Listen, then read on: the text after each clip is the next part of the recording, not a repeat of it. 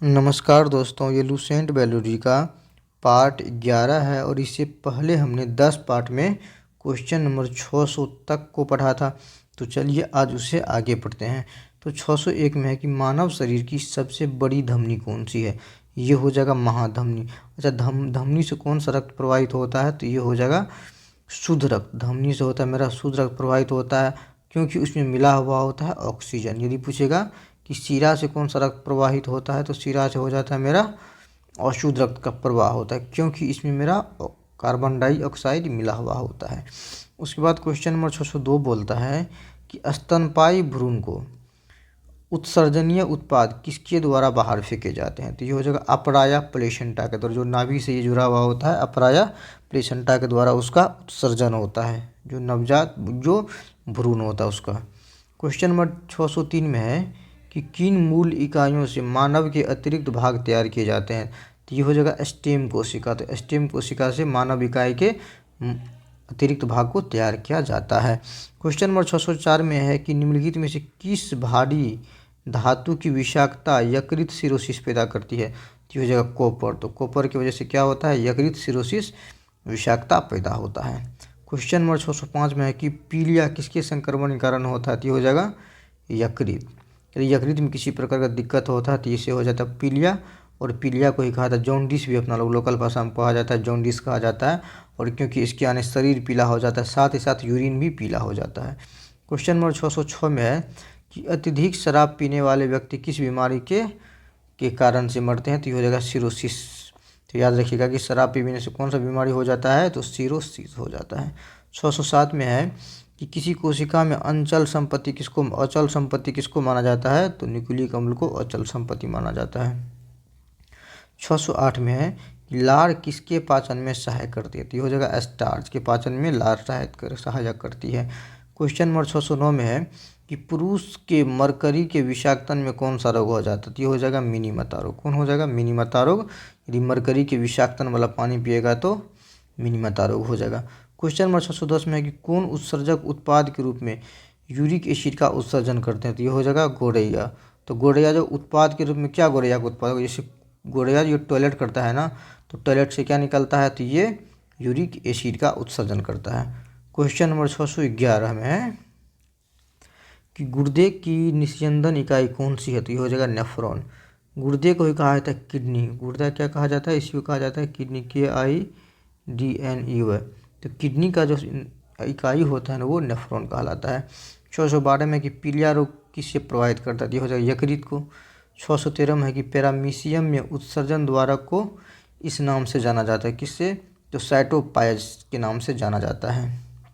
614 में है कि यूरिक एसिड किसमें प्रमुख नाइट्रोजनी अपशिष्ट होता है। तो ये हो जाएगा पक्षी में।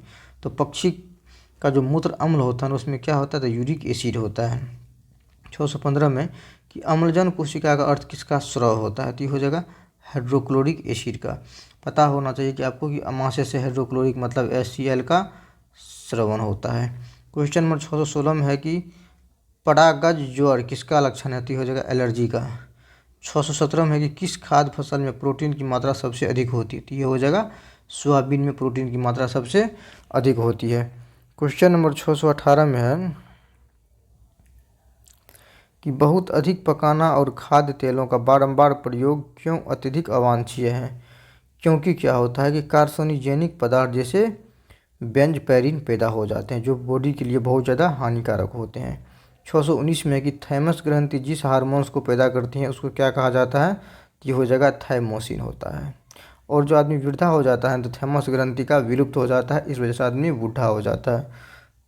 क्वेश्चन नंबर 620 में है कि मानव मस्तिष्क की कौन सी पाली श्रवण से संबंधित है। तो हो जाएगा शंखपाली श्रवण से संबंधित है। 621 में कि जब हम किसी वस्तु को देखते हैं तो रेटिना पर बनने वाला प्रतिबिंब कैसा होता है। तो ये हो जाएगा वास्तविक एवं उल्टा, क्योंकि मनुष्य का जो आँख होता है ना, वो उत्तल लेंस जैसे काम करता है, और उत्तल लेंस में वास्तविक उल्टा प्रतिबिंब बनता है। क्वेश्चन नंबर 622 में है कि मस्तिष्क का कौन सा भाग मोटर नियंत्रण में महत्वपूर्ण भूमिका अदा करता है। तो ये हो जाएगा सेरिबेलम। ये हो जाएगा सेरिबेलम हो जाएगा। उसके बाद चलिए, जिसको अनुमस्तिष्क का एक पार्ट है। 623 में तो शरीर का वह अंग कौन सा है जो कभी भी विश्राम नहीं करता? तो ये हो जाएगा हृदय। यदि हृदय जिस दिन विश्राम किया तो आदमी सदा के लिए विश्राम में ही चला जाएगा। क्वेश्चन नंबर 624 में है कि जब आँख में धूल जाती है तो उसका कौन सा अंग सूज जाता है और गुलाबी हो जाता है? तो ये हो जाएगा नेत्रश्लेष्मा, जिसको कंजक्टिवा भी कहा जाता है इंग्लिश में। 625 में है कि आँख के रोगों में निकट दृष्टि दोष को क्या कहा जाता है? तो मायोपिया। और दूर दृष्टि दोष को क्या बोला जाएगा? कि हैपरमेट्रोपिया। क्वेश्चन नंबर 626 में देखिए कि आँख का रंग किसके मौजूद वर्णक पर निर्भर करता है? तो हो जाएगा शंकुओं में। तो आँख का रंग किसमें मौजूद वर्णक पर निर्भर करता है? तो शंकुओं में जो रंग होता है उसी पे डिपेंड करेगा। नेक्स्ट क्वेश्चन है कि कैंसर के उपचार के लिए प्रयुक्त गैस कौन सा है? तो ये हो जाएगा रेडॉन। कौन हो जाएगा? रेडॉन। रेडन एक प्रकार का निष्क्रिय गैस है जो वायुमंडल में नहीं पाया जाता, मात्र यही एक गैस है जो वायुमंडल में नहीं पाया जाता है। नेक्स्ट क्वेश्चन है कि पीनियल ग्रंथि कहाँ पाई जाती है? तो ये हो जाएगा मस्तिष्क में। तो पीनियल ग्रंथि कहाँ? तो मस्तिष्क में। 629 में है कि मेनिंजाइटिस रोग किसको प्रभावित करता है? ये हो जाएगा मस्तिष्क को मेनिंजाइटिस रोग प्रभावित करता है। और ये किसके द्वारा होता है? तो ये हो जाएगा प्रोटोजोआ के द्वारा होता है। तो प्रोटोजोआ के द्वारा होता है मेरा मेनिंजाइटिस रोग। 630 में है कि शरीर का तापमान सहसा कम होने के कारण शरीर से अधिक ताप की हानि के फलस्वरूप अल्प ताप होता है किसमें? तो ये हो जाता है मानव को हो जाता है। क्या हो जाता है मानव को? तो अल्प ताप हो जाता है ना, टेम्परेचर कम हो जाता है। 631 में देखिए कि पत्ती जैसी संरचना वाली संगोलिक ग्रंथि किस पाई जाती है? ये हो जाएगा नर कॉकरोच में पाई जाती है। 632 में कि मानव मस्तिष्क का कौन सा अंग निगलने और उगलने का नियामक केंद्र है? ये हो जाएगा मेडुला ऑब्लोंगेटा, जो कि मस्तिष्क का पीछे स्थित रहता है। 633 में कि अधिकांश लोगों के कानों के लिए अल्पतम श्रवण योग्य ध्वनि का स्तर क्या है? तो 0.0002 म्यू बार होता है। 634 में कि जेकबसन अंग किसके साथ संबंध है? ये हो जाएगा सूंघना से संबंधित है। 625 में क्या है कि अवटु ग्रंथि के कम आने का क्या कारण हो सकता है? ये हो जाएगा आयोडीन की कमी। यदि बॉडी के अंदर आयोडीन की कमी हो जाएगा तो अवटु ग्रंथि कम आएगा। 636 में कि हार्मोन आमतौर पर नहीं होने हैं, ये क्या होता है? बिल्ली। उसके बाद 637 कि शरीर में सबसे बड़ी अंतःस्रावी ग्रंथि कौन सा? ये हो जाएगा थायराइड ग्रंथि। यदि अंतःस्रावी नहीं लगेगा तब ये हो जाएगा यकृत ग्रंथि। 638 में कि एस्ट्रोजन और प्रोजेस्टेरोन किसकी वृद्धि को नियंत्रित एवं उत्तेजित करते हैं? तो हो जाएगा पीयूष ग्रंथि के।